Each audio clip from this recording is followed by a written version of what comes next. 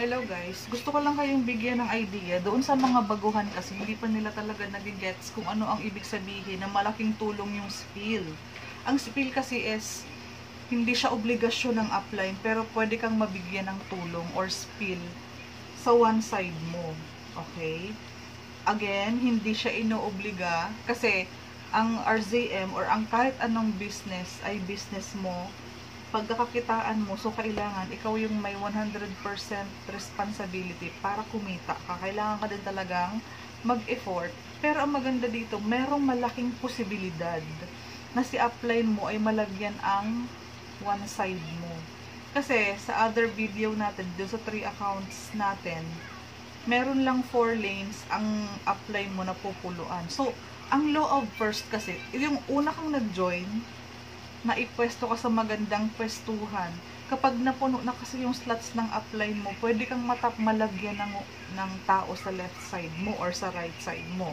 O, ang scenario naman natin para maunawaan ang mga baguhan natin. Halimbawa, si upline mo, natulungan ka na magkaroon ka dito, dito, dito, dito.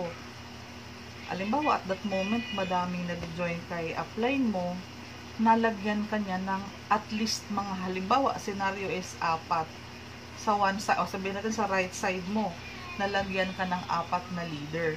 Yung 4 na leader kasi kaya nag-join kay RZN kasi gusto din nilang magkaroon ng income weekly. Okay? So, ang tendency nila is gagalaw sila, magpo-promote, magre-refer. So, magkakaroon pa ng additional na tao yung right side mo na hindi mo naman sila kilala. Pero dahil sa law of first, nauna kang nag-join sa upline mo, maganda yung pwesto mo, yung mga sunod na nag-join sa upline mo ay nailagay niya sa ilalim mo or sa right side mo.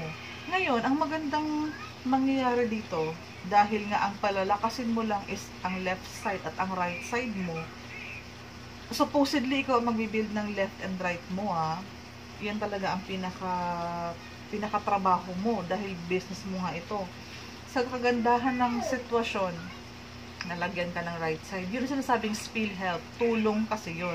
Kasi ang mangyayari, pag ang pupunuan mo na lang is yung left side mo. Kasi yung right side mo is dumadami na. Ang pairing niyan is 500. 500. Every left and right, may 500 ka. So, sa isang invite mo, ang income mo ay 600 kasi meron ng referral bonus na 100. Okay? So, every invite mo na isa, ang kikitain mo is 600. 500 sa pairing kasi wala kang ginawa, nagkaroon ng tao yung kaliwa mo, nag-pair siya agad sa isang encodan mo. Isa lang ang invite mo oh. 'Di ba? May income ka agad. Income mo yan agad. Okay? So, magandang senaryo dahil meron ka na ditong 4, maka-invite ka man ng 3, 'di ba? 3 'yan. 3 pairs ka na agad kasi may tao ang right side mo. Dumadami kasi yung leader number 1, let's say sa halimbawa may invite din, yung leader number 2 may invite din. So may mga tao ka na diyan. Every palo mo dito, pera agad. O, 'di ba? So senaryo, simula ng Martes, Miyerkules, Huwebes, Biyernes, Sabado, Linggo, Lunes. Lunes kasi is encashment time natin. So sabihin mong since Tuesday, may napapa-join ka, pair ka agad. So iniipon mo siya sa loob ng isang linggo. Pagdating ng Monday, i-encash mo siya para pagdating ng Friday, nasa kamay mo na yung commission mo. So 7 days hatawang ito guys.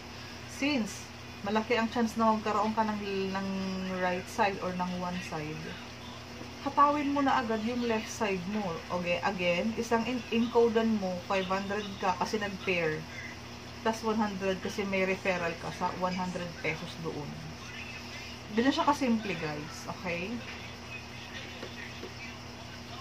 So, si RZN kasi is pwede maging income source mo kapag alam mo kung paano siya gagawa ng paraan para paano ka magkaroon ng income, paano ka kumita. So, ang maganda sa ganitong klase ng business kay RZM, pwede ka talagang malagyan ng one side. Okay? Hindi mo na yan kilala, hindi mo na yan kasama sa group chat, hindi mo na yan nakakausap, pero dumadami yan sa one side mo. Dito ko na lang tumutok. Ang gawin mo dito, turuan mo yung leader mo para every time yung leader mo may invite, may 500 ka din sa effort ng leader mo na yun. Just make sure na alalayan mo sila. Huwag mo silang pasalihin lang tapos ganun na, okay? Kasama dyan ang tips, strategy, pag-alalay, motivation, inspirational na pag-uusap, goal setting, araw-araw na pag-alalay sa group chat niya. So, sabihin mo na meron kang dalawang leader, okay?